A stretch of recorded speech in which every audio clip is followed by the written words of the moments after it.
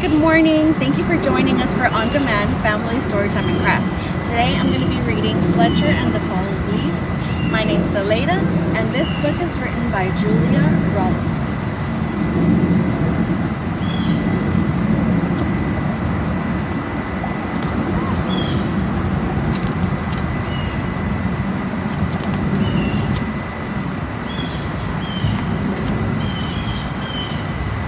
The world was changing.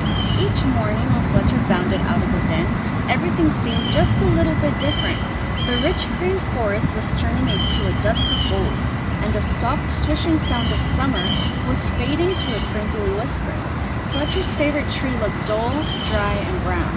Fletcher was beginning to worry. "I think my tree is sick," said Fletcher. "What's wrong with it?" his mother asked. "Its leaves are turning brown," said Fletcher. "Don't worry, it's only autumn," she said. Fletcher ran back to his tree and patted the rough bark. "Don't worry, it's only autumn," he said. "You'll feel better soon." But the tree didn't get better. Each day, more leaves turned brown. One morning, the wind blew a small brown leaf off a branch. Fletcher jumped up and caught it very gently in his paw. "Don't worry, tree. I've got your leaf. I'll fix you." Fletcher looked around, picked up a piece of grass, and carefully tied the leaf to the branch. Just then, another gust of wind ruffled Fletcher's fur. The little leaf shook itself free and fluttered back to the ground. Fletcher picked it up again and thought very hard. Then he poked the leaf into a twig and pushed it down firmly.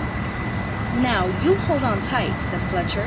"No more flying around." The little leaf gave a tiny rustle in reply.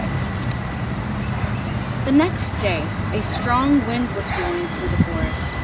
Fletcher rushed out of the den and ran all the way to his tree. Lots of branches were bare, and little lost leaves sprung everywhere. "Don't worry, tree, I'll catch them for you, I promise." Round and round whirled Fletcher after his swirling leaves. "Leaves! Wonderful! Just what I needed for my nest," said a squirrel. "But these belong to the tree," said Fletcher. "Don't take them away. The tree doesn't need them anymore," said the squirrel. Bounding off, "Help! Help! The wind and the squirrel are stealing our leaves!" cried Fletcher. "Leaves! Terrific! Just what I needed to keep warm," said the porcupine, rolling around. "But these belong to the tree," said Fletcher, plucking leaves from the porcupine's needles. "Not anymore," snuffled the porcupine, and away he rolled. "Help! Help! The wind, the squirrel, the porcupine are stealing our leaves!" cried Fletcher. Suddenly a flock of friendly birds swooped down from the sky. They picked up leaves in their beaks and poked them into the tree's branches. Soon the tree was leafy again, and Fletcher flopped down and smiled. "Thank you, birds, thank you," he gasped as the birds fluttered away. He lay looking up through the leaves at the sky and drifted off to sleep. But the wind continued to blow, and the branches still danced. The leaves shivered and shook themselves and began to wiggle free. They tossed and turned and twitched and twirled and tumbled to the ground. They brushed Fletcher's ears and nose and filled his dreams with a whispering sound. When Fletcher finally woke up, he couldn't believe his eyes. Instead of a roof of dancing leaves, all he could see were bare branches against the sky. "Oh, tree, I'm so sorry," gulped Fletcher. "All your leaves are gone." But then he saw high in the branches one small leaf still holding on. "I won't let the wind steal that one," said Fletcher, and he began to climb. He crawled along the last leaf and he held it firmly onto his branch. All day long the wind blew, the branch bounced, and Fletcher held it tight. "I'll stay with you, leaf," he said. "Don't worry." But then, with a sudden whoosh of wind, the branch bounced high. With a plip, the leaf let go and fluttered like a little flag, clutched in Fletcher's palm. Fletcher looked sadly at the leaf he had promised to save. He carried it carefully down the tree and back to the den. He made a cozy bed for it and gently tucked it in. But all night long he could only think of his tree, all on its own. At dawn, Fletcher tiptoed outside. The wind had finally stopped blowing and the air was cold. The moon still hung in the clear sky, and a pale star glimmered. As he came to his favorite tree, Fletcher saw a magical sight. The tree was hung with thousands of icicles, shining silver in the early light. "You are more beautiful than ever," whispered Fletcher. "But are you all right?" A tiny breeze shivered the branches, making the sound like laughter. And in the light of the rising sun, the sparkling branches nodded. Fletcher gave his tree a hug. Then he went back to the den for a nice warm breakfast.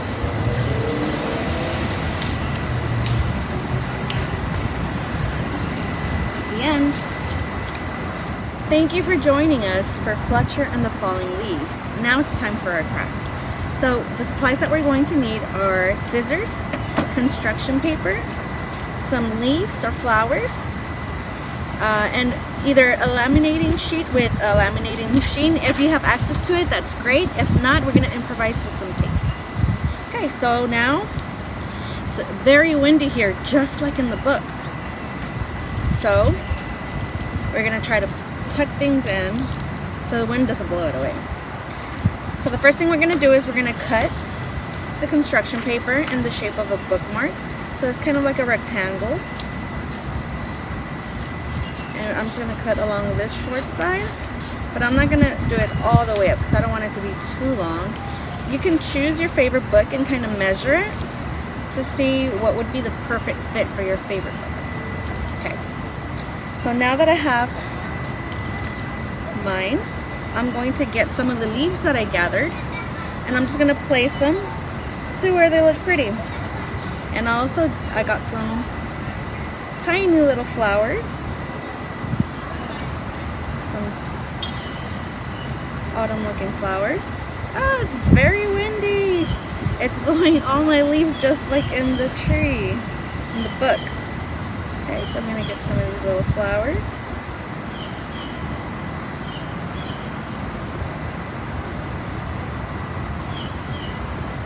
That should be enough. Now,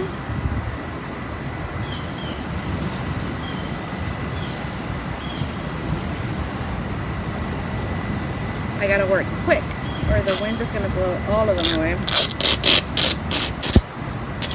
So now I'm just gonna place it as fast as I can. There we go. And it's okay if you get the table, we can just fix it later. Right now we just want our little leaves and flowers to set. So kind of just squeeze it down. Now let's get this. And I'm just going to fold it to the back of the paper. And now so I can have that laminating look, I'm going to get some more tape. And I'm just going to make sure that the whole paper is covered, leaving a little bit out on the edges like that. I don't know if you can see it.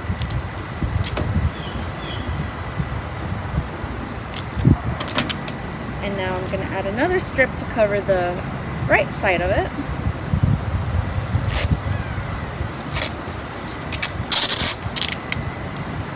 And it's okay if it's not even. We're going to cut it to make it look even later. Now we're going to flip it over. And we're going to do the same thing to this side. So 2 pieces of tape with a little bit off the edge. Just like that. Cut. And I like to put my finger on there so that the tape doesn't tape back to itself and I don't have to look for it. Sometimes it takes me forever to look for it. Okay, now we're all full of tape. Right? So just squeeze it together. And now we're going to cut the edges. Leave a little bit behind so that the tape could stick to itself and it won't open.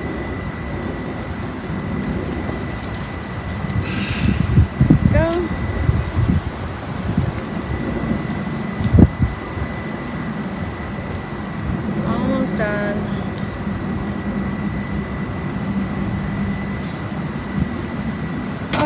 Alright, so here's mine.